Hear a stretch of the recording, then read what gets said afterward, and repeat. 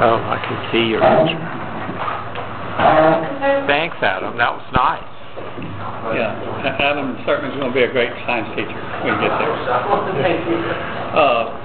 This is just a collage that I made, mainly of things that Foster brought. You know, she has had this huge collection of all kinds of art from all places.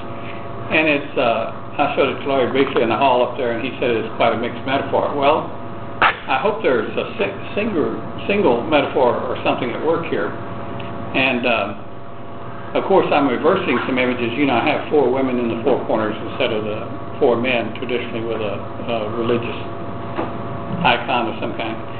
And I have some ancient things here. This is Dagon, the Babylonian name for the god, and Ea is a Sumerian name for this god, half human, half fish.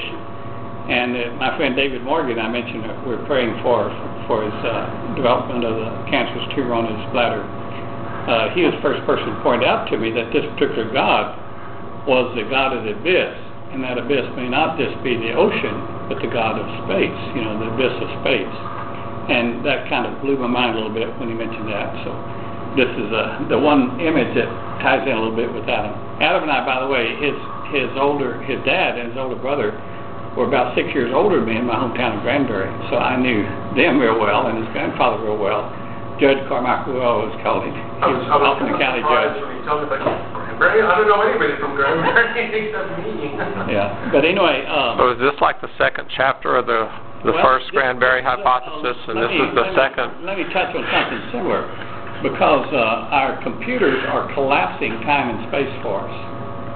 You know, just this morning on NPR, you know, the Library of Congress is going to collect every Twitter that's ever been tweeted on Twitter, you know, and that's a little bit absurd to me as a poet who thinks some words are more significant than other words, and some people may be more significant than other people. And that doesn't sound very democratic, but in the realm of art, you have to be an aristocrat and elitist of some sort. Otherwise, you're inundated with a flood of junk, which we often are in America.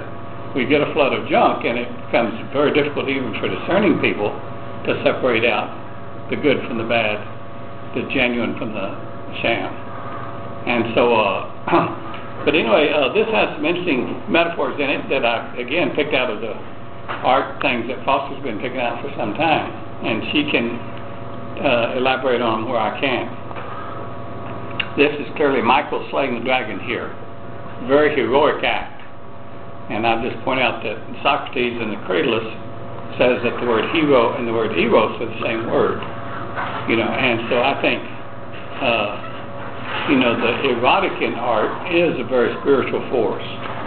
You know, and so here we have someone trumpeting probably his wife or his girlfriend in front of the Sphinx. And that's a mixture of ages, again, a collapsing of time and space. One of the oldest sculptures known to man. I think the Sphinx, correct me if I'm wrong, is older than the pyramids behind it. You know, and so, again, the Egyptian religion is behind Christianity, behind the Hebrew religion. Elie Wiesel has it wrong in a big full-page thing about Jerusalem in the New York Times this morning. He says that Jerusalem has always been Jewish ever since David took Jerusalem. Well, David didn't seize, he didn't conquer Jerusalem. He was invited in by the Jebusites. And he didn't actually exist. I mean, let's go ahead and add that into the story. Whatever, you have 2 priestly castes within the temple. You have the caste that's already there, which is the sons of Zadok. If you look at the end of Ezekiel, the sons of Zadok were better at keeping the rites than the sons of Levi.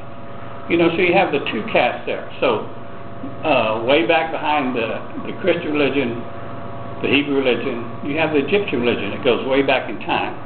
And these 2 tie together a little bit. This goes way back in time, the religion of the Sumerians. The Sumerians have a king's list, and they have a tremendous amount of time attributed to the earliest kings of some 25,000 years. Well, that sounds absurd, doesn't it? But they're called SARs, S-A-R. The word SAR is the exact same word as our word star, but without the T. The T stops the SAR. The SAR may be that span through space, so maybe the Sumerians came from outer space, a conceit that Colin Wilson uses in one of his science fiction novels. You know, so in any case, we're going to outer space. Here we have our president talking about putting men on Mars in 30 years' time, which is a short breath of time. But getting back to Michael slaying the dragon, I've had dreams like this. I've had dreams where I emerged from the head of a huge serpent and slew that same serpent. And so these are archetypal dreams. And Frida Kahlo has always been one of my favorite Mexican painters. And Mexico and Texas are very close, spiritually, physically, metaphysically. And I like I don't know the Dutch painter this, I think it's a Dutch painter, but I like that school of Rembrandt very much. I think the right word is a Latin word, chiaroscuro, where you use the darkness very much to bring out, emphasize the light. We're all figments of imagination and part light and part shadow. And so I see a dualism through the universe all the time of the light and the shadow.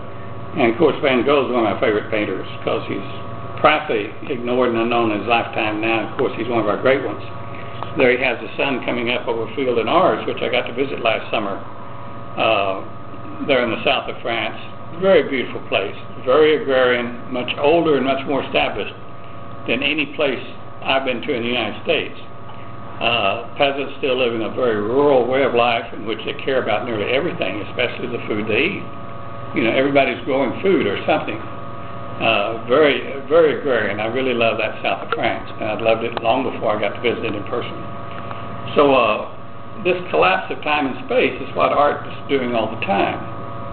Art's reintroducing us to things we probably already know. You know, and so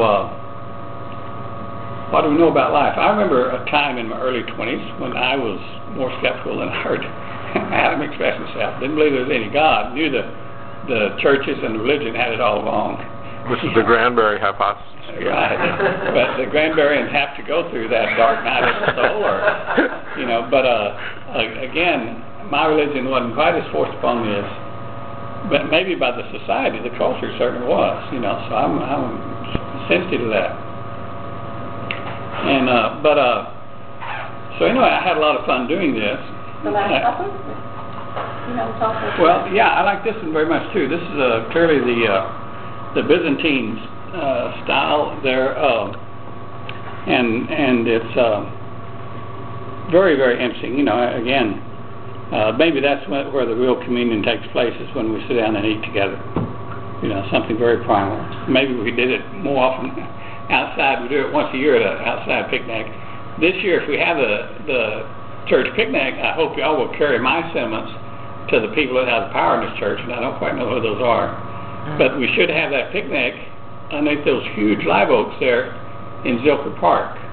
They may get cut down by know-nothings one of these days soon. And that'd be a much more powerful place, spiritually, because I know the power of those trees, than over at Northwest Park, which is closer to my house, you know.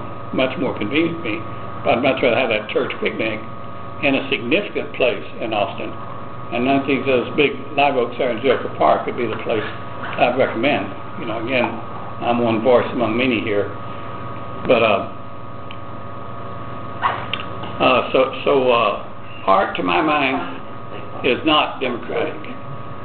Art, to my mind, is selective.